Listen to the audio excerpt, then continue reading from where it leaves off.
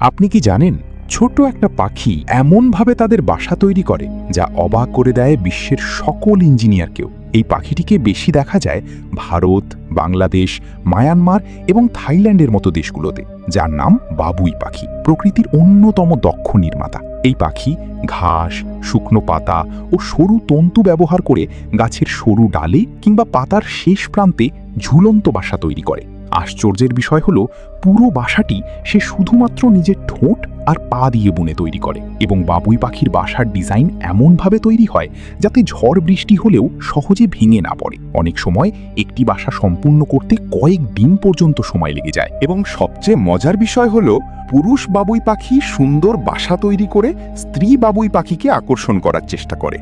তারপর যদি স্ত্রী বাবুই পাখির সেই বাসা পছন্দ হয়, তবেই তারা সেখানে একসাথে বসবাস শুরু করে। সত্যি, প্রকৃতির সৃষ্টি এই ছোট্ট পাখিটির গল্প আমাদেরকে অবাক করে দেয়।